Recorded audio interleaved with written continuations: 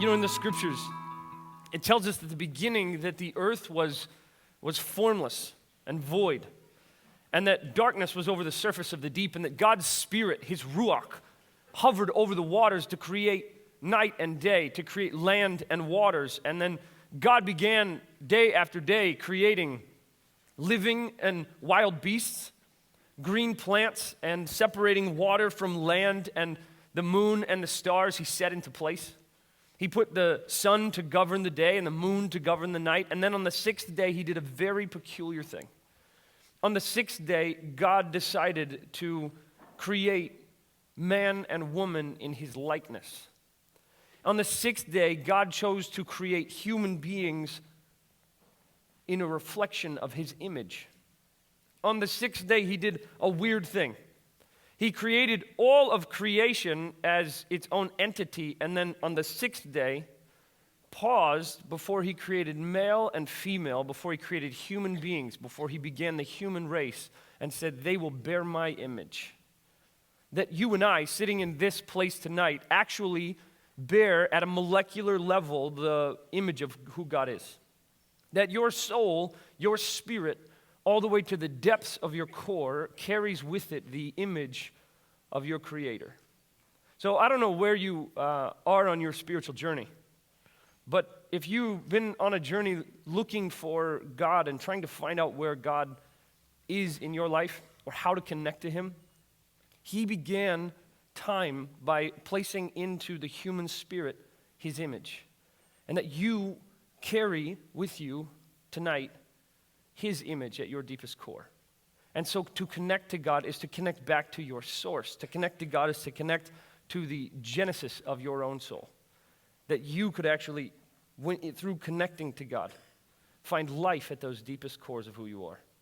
I find that so amazing that God entrusted us with His image. But the weird thing is, He entrusted us with a selective parts of His image.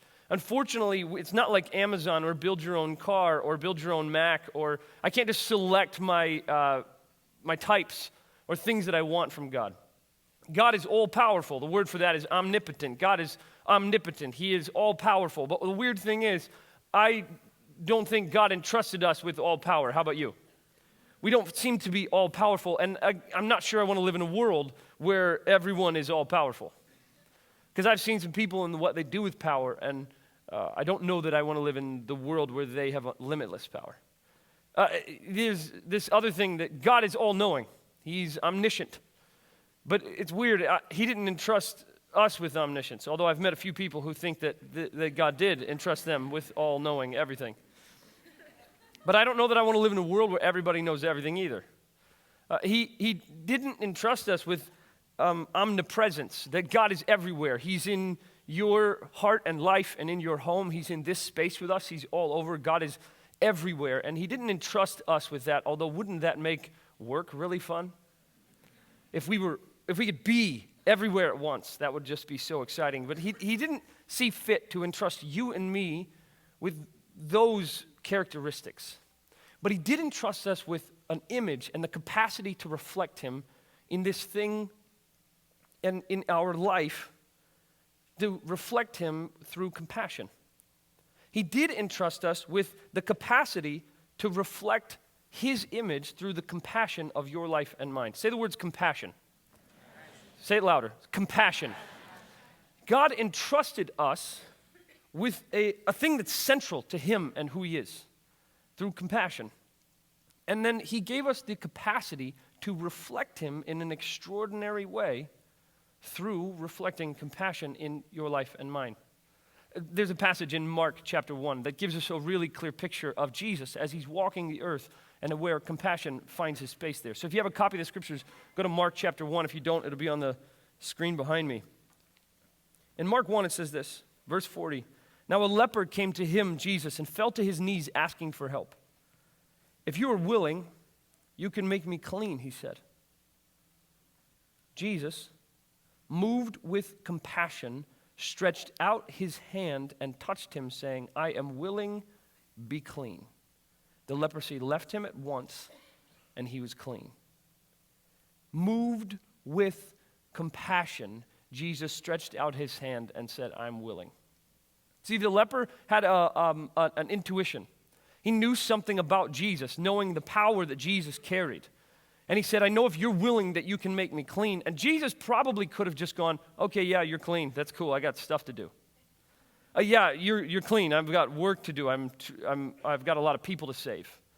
But instead, it takes the time to explain to us that Jesus was moved with compassion. Those words describe coming from the deepest core of your soul. That phrase, moved with compassion, shows up a few times in the scriptures. Describing coming from the core of who you are, through your organs, out through your hands, and then into your life.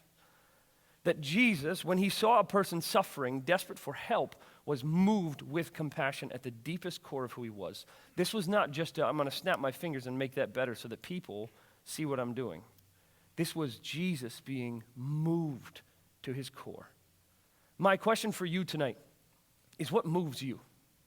What moves you to your core that brings about compassion in your life? The fact that God entrusted us with his image and that compassion is a reflection of it is that God is compassionate, and when you and I are compassionate, we reflect him greater. That the image of God is more vivid in our life the more compassion that we show on the people and the world around us. But I think what's interesting is I feel like compassion gets a little bit of a rough rap around here. What do you think?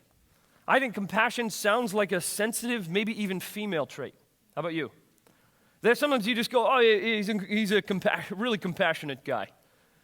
That's like something you want somebody to tell a girl you want to date, that he's a compassionate guy, right? But you don't want to show up on the basketball court and be like, let's pick this guy. He's got so much compassion. He's so solid. Seriously, he's going to be our guard. He's a compassionate guard. He really is. Or you don't see a group of like SEAL Team 6 soldiers standing with their beards and their muscles and their guns and go, that's a compassionate group of men, isn't it? No, you imagine things like Mother Teresa. You look at her and you go, oh, that's compassion. You imagine people who are suffering and people who relieve that suffering, and you go, oh, that's compassion. But the description of compassion, the way that God holds it for you and for me, the way that Jesus begins to reflect compassion in his life, is more like a SEAL Team 6. Compassion is not an act of weakness or meekness on behalf of another person. Compassion is an act of power, where you wield your power to relieve the pain or suffering or despair or hopelessness of a person that you are moved to help. That compassion is actually an act of force, not an act of weakness. I think it gets a little bit of a bad rap, maybe because of its cousin, empathy. Anybody a big fan of empathy? Just be like, Yeah, that's empathy is an extraordinary trait. If you're an empathetic person, we love you. You're like a radar.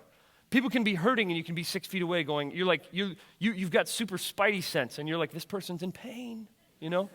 This person loves this person. You know who's dating before any of us figure out who's dating. Do you know what I'm saying? But empathy is the ability to receive feelings, emotion, and pain. Sympathy is the ability to actually feel sorry, to feel pain for the other person, but to project it on their situation. Compassion is an act of force, where you step in and wield your power of your life to relieve, erase, bring hope, or bring life to a situation that is otherwise known for despair, pain. Compassion is an act of force, where we are moved from our core outwards. And every moment of your life where you wield your power on the behalf of another person as an act of compassion, you have reflected so vividly the image of who God is. This is what it means when God entrusted us with his image. He entrusted us with the power to help other people.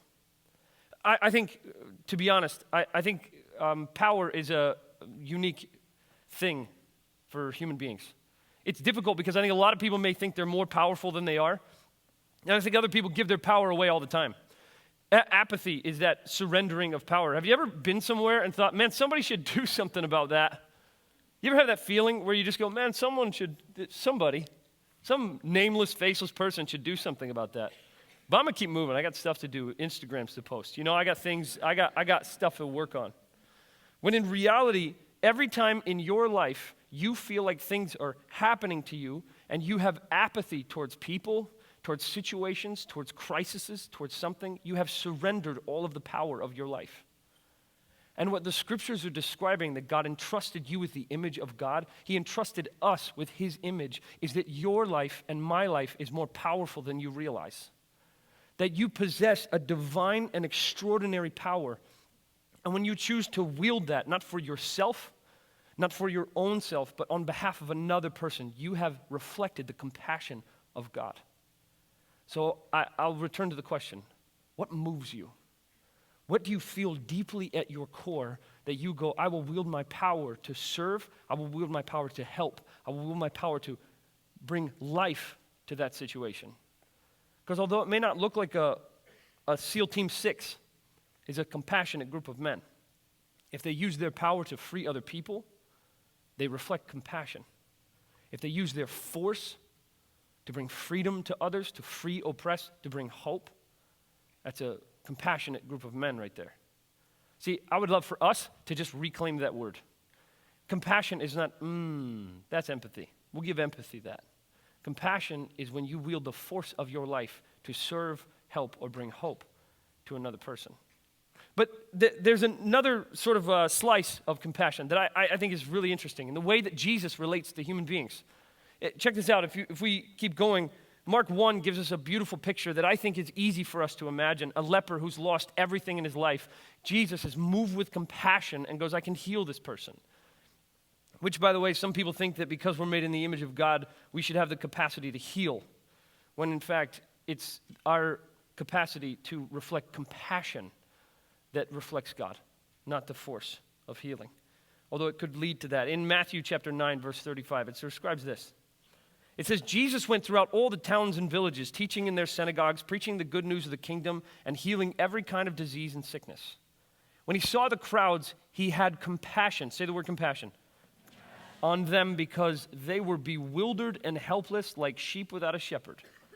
And then he said to his disciples, the harvest is plentiful, but the workers are few. Therefore ask the Lord of the harvest to send out workers into his harvest. I find this interesting because it seems like an odd thing to have compassion on people who are bewildered and helpless, who are like sheep without a shepherd, who are wandering. I find it interesting because to me, compassion fits beautifully in like the healing broken people or giving water to a person who's thirsty or helping heal human suffering. But the fact that Jesus is moved with compassion, has compassion on people who are wandering, tells me that compassion may be a broader description than I initially thought. Have you ever had a time in your life where you were disoriented or wandering? You ever had a time in your life where you felt like you just lost your way? Where you just felt like you were headed a direction that everybody told you were crazy. And in the back of your mind, you knew they were right. But you just kept moving because you're like, whatever, I'm a couple steps in all the way. You ever been in a place where you felt yourself move towards a place of self-destruction? And you just thought, man, it'd be great if somebody stopped me.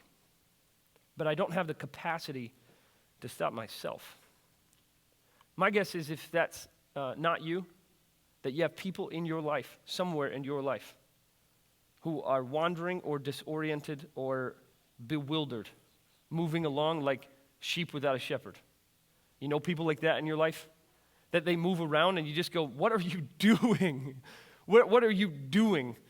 I love this description because it helps us realize that the people around us who are disoriented or who are wandering or who are moving through their life doing things that are foolish or self-destructive, they don't need our judgment or our criticism, they need our compassion. That we are to have compassion on people who even have spiritual confusion, doubt, or chaos going on in their life. They need our compassion. They need us to flex our power on their behalf to help bring them home. They need us to help move ourselves to help come alongside them so they know they're not alone. I had a season of my life where, you ever date somebody crazy?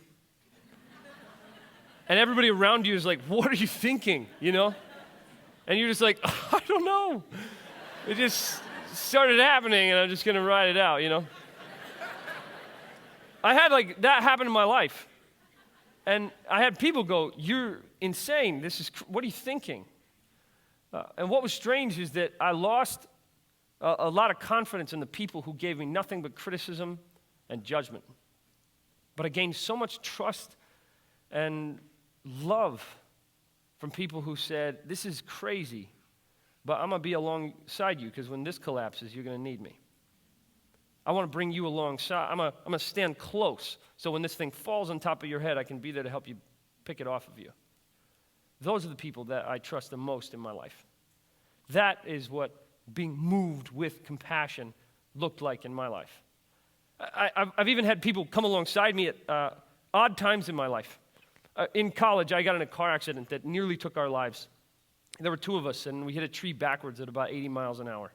I was in and out of consciousness in the hospital for a long stretch of time, and people in school, they kept coming to visit us, but I wouldn't recognize their faces, and it became kind of made me so anxious that I just, after a while, my mom just stopped letting them in the room because that would freak me out, and I would go, hey, and they're like, oh, man, how are you? You're like, I don't know if I should talk to you or not. I don't know why you're here.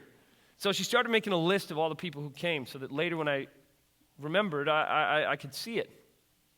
And I remember pausing on my way back to home, out of the hospital, reading that list and just being moved to tears of people who were moved just to come and just stay. People whose names were on there multiple times because they just wanted to be present. Sometimes the way that we move compassion and we bring our power to a space is just by being present with someone. I got back to school and I thought, I'm going to have to retake this whole semester. I'm going to be a year behind in school. There's no way. And I found that there were people in each one of my classes who said, hey, we kept track of everything for you. We're going to walk with you all the way through this stuff so you don't fail school. We're going to walk with you through organic chemistry. Anybody ever take organic chemistry? Yeah, you miss a week of organic chemistry, you might as well have flown to the moon. Do you know what I mean? You miss 3 weeks and it's like, I don't know what to tell you, like you're gone. But to have people who are alongside me go, we're not going to let you fall. We're going to use our power to come alongside you. See, that's what I love about compassion. They were moved with compassion for me.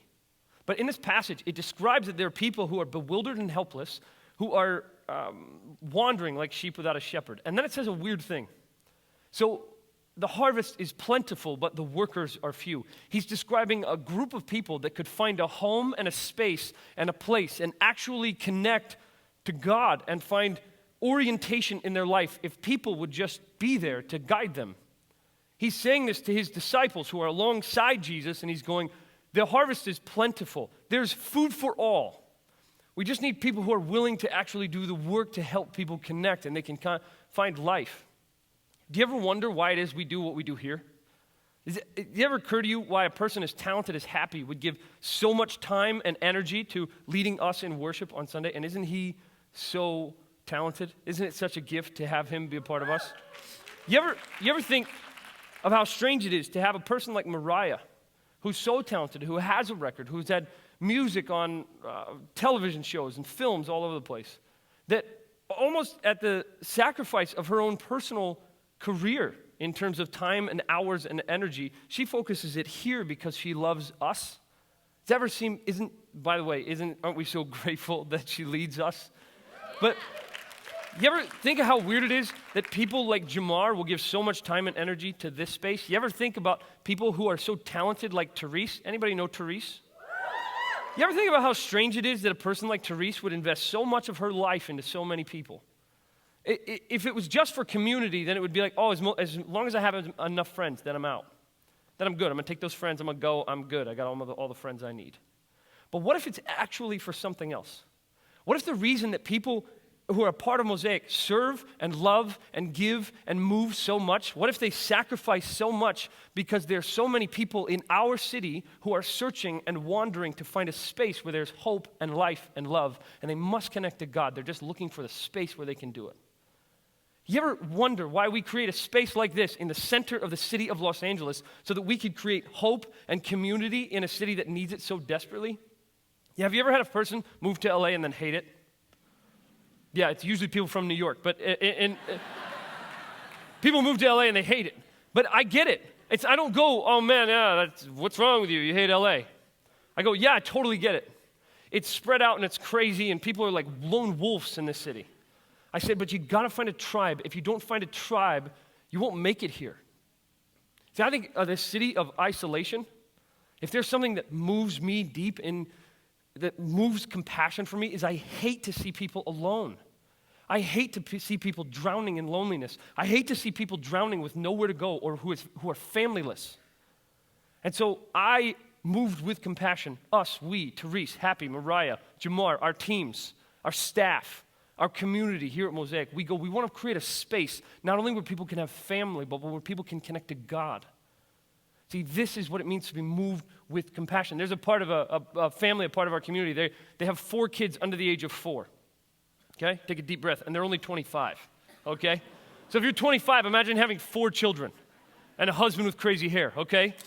Just like picture that in your mind. They moved to LA and connected here very quickly. And then a couple months in, people started going, wow, 4 kids. That's like a lot of work to do. And so they started to realize that we as a community could actually serve these people. So Therese got some 35 people involved and started figuring out what could you do for this family so that we could create like a bright spot in the midst of a crazy, crazy life of having 4 children under the age of 4 years old. And so she got together all these people, some 35 people. Some people were like, I work at Disney. I can give DVDs. Some people are like, I'll buy them a TV so that they can watch those DVDs, because that's usually one who has to go with the other. Somebody else was like, I'll give them passes to Disney. It's a very Disney-centric thing. Then they said, because it's 4 kids. I mean, Disney knows the best. Sorry, Pixar. And then here's the thing. And then they go, well, we have a chef cook food for them. We had a massage therapist who gave them massages. We whisked them away and watched their kids for those days. I mean, there were people who were here, part of this gathering, who watched 4 kids for like 4 hours. God bless those people. Do you know what I mean? And that was our community moving and flexing our power to bring compassion and light and hope into a family that's a part of our community. How awesome is that? That's like your church. That's pretty amazing. That's a one single solitary example of the way that we can flex our power to be moved with compassion to help people. But I think with people wandering, I think it's so important that we take a moment and pause and go, why is it that you do what you do in your life? Is there a space in your life to serve? Is there a space in your life to give to other people? Because I promise you, you will never know how powerful your life is until you use that power to help another person. You will never know how much force that you possess until you use that power and that force on the behalf of another person. You will never realize how gifted and talented you are until you use those to serve the people and the world around you. But too often we get lost in ourself. How about you? Too often we get kind of lost in our own artwork or our own art frame or our own kind of world. And we go, well, you know, I got to work on my craft. I got to work on me. Parenthetically, artists. Sometimes it can be really confusing because hope and beauty and life aren't really good for artistic inspiration sometimes. I saw a girl that I hadn't seen in a little while, and I said, hey, how are you doing? She's like, oh, I just went through a horrible breakup. I was like, oh, I'm so sorry. She goes, oh, don't be. It's great for songwriting. I was like, oh, okay. She's like, yeah, I got like almost a whole record done. I was like, wow, okay. I saw her like a year later, and I said, hey, how are you doing? She's like, oh, you know, I'm doing great. In a relationship, it's going really, really swell. I go, okay, cool. How's the songwriting? She goes, it's terrible. She goes, when I'm happy, I have nothing to write about. I think sometimes we can get confused because what happens is that pain or sorrow or heartbreak can seem like the only authentic emotions. And then when people are happy, they're faking it. When in reality, you and I are entrusted with the image of God and the capacity to bring hope and beauty and life all around us. You and I have the capacity to become like artists of hope.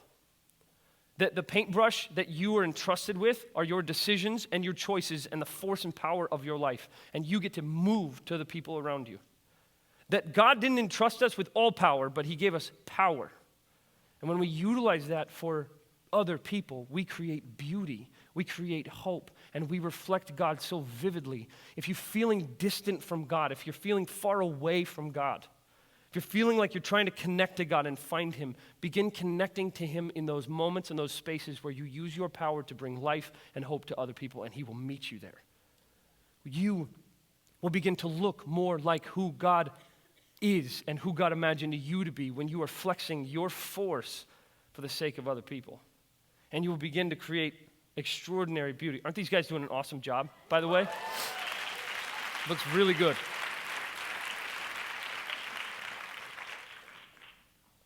I'll close with this. God has an extraordinary amount of compassion for you and me. Not only does He entrust us with that capacity, but He is moved with compassion for you and me.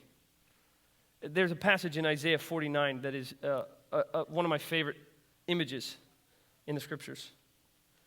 In verse 14, it says, Zion said, the Lord has abandoned me. Have you ever felt that way? That God left you, or people left you? And this is the people saying to God, the Lord has abandoned us. The sovereign master has forgotten me. You ever have moments in your life that feels like God just sort of like went, well, we'll see how this plays out. And you're like, God, did you forget me? Have you abandoned me? And in verse 15 it says this, can a woman forget her baby who nurses at her breast? Can she withhold compassion from the child that she has borne? For even if mothers were to forget, I could never forget you. Even if mothers were to forget, I could never forget you. Look, I have inscribed your name on the palms of my hands. Your walls are constantly before me. It is God describing that even if a mother forgot her child, He would never forget you. That His compassion and movement for you is so strong that there is nothing that could separate Him from you. That He inscribes your name on the palms of His hands. Have you ever thought about how important it is that you want a tattoo for a long time? I mean, I would get tattoos, but I change my mind too often. Do you know what I mean? Have you ever thought about how important it is that that inscription stays with you for a long, long, long, long time? In the Scriptures, when a person heard that God inscribed on his palms your name, it would be like a reversal. Because when a person was bought as a slave, if you were bought as a slave, your hands would be laid open on a table, and then they would inscribe your master's name on your hand, so that if you were lost, or if you were confused, or if someone found you and ran away, they could open your hands and know who you belong to. So when God says that He inscribed your name on His palms, He's saying it's not you who's a slave. He has become a slave, has made Himself a slave to your freedom, made Himself a slave to your life, made Himself a slave to who you are, to bring you hope, to bring you life. God is like a mother bear who dares anyone to come close to his cubs. He cares so much for you. He describes that He could never forget you, that your name is written on His palms, and that His Son Jesus spread His hands out and His palms were pierced for your sin and my sin. That when Jesus stepped into human history, He absorbed all of the pain and anguish and sin and shame so that you and I, when we connect to Jesus, we could be free. He wrote our name on His palms. I read this passage and I immediately wrote Suanne on one hand and Cora on the other, my wife and my daughter. It was like involuntary. I just thought, I love that imagery of, I'll never forget, never see it. I lose my wedding ring all the time. Anybody ever do that? You don't lose my wedding ring, but you know what I mean. I play with it all the time. I literally put it on. I'm like, oh, I'm going on a trip. I'm going to put on my wedding ring, and then it just sort of disappears. But it doesn't change the fact that in this passage, what I love is that description that God will do anything on your behalf. And that I feel like my left hand and my right hand serve at the power and the force and on behalf of Suanne and Cora in my life. That I am moved so deeply to protect them. But the other thing that I would put on my hands, I might put Los Angeles on my hands. I might put L on one hand and an A on the other. Because I hate when I see people who come to this city and have no community. I hate when I meet people in this city who are suffocating from loneliness. I hate when I meet people in this city who think that self-destruction is the only way to feel. I love when we get to do something together that brings a beacon of life and hope here. That a whole city knows they have a place to find community, to find life, and to find purpose, to meet God. See, I would do anything with my hands to protect Sue Ann and Cora. But I am moved with compassion to do whatever it takes in my life to help it serve our community, to help serve our city so that people can find life. I will wield my force and whatever power I have in my life to bring compassion onto my city. How about you? I want to invite you to take a moment and figure out, to begin to reflect, what moves you for compassion? What do you use your power for? Where are you moving in your life to bring hope and light and life to places where there are despair? I want to invite you to become the kind of person who reflects God's image so much so that you are like a SEAL Team 6 or an artist of hope. That when you go around, you utilize compassion as an act of force in your family, in your home, in your workplace. Because you see things and the texture of our city starts to change because we become the kind of people who see and move and act on others' behalf. Are you down for that? Are you up for being the people who reflect God's image so much so that God's force and compassion that he feels towards us is evident in your life and in my life in the way we relate to other people? That God and how he feels about you could be translated through you to the people of our city so that we could be the people who have reminded people that God has their name written on the inside of his poems. Are you down for that? All right. Let's pray together. God, I thank you so much that you entrusted us with your force, that you entrusted us with your power, and we're so grateful that you inscribed our names on your poems. I pray for every person in this room who feels forgotten, who sits in this room under the weight of pain. And I pray that through this room, through those of us gathered here, that your Spirit would fill them so much with life and hope that in this moment they would feel your compassion. That we flex our force to pray for them, say, God, bring them life. I pray for every person here who's more powerful than they realize. I ask that you would give us eyes to see. Give us that movement of compassion in our life so that we might bring healing to the world, healing to our city, and we might get to work with you to bring life where there is despair. God, we thank you so much for life. We thank you so much for this space. We pray for us, and we pray for our city. In Jesus' name.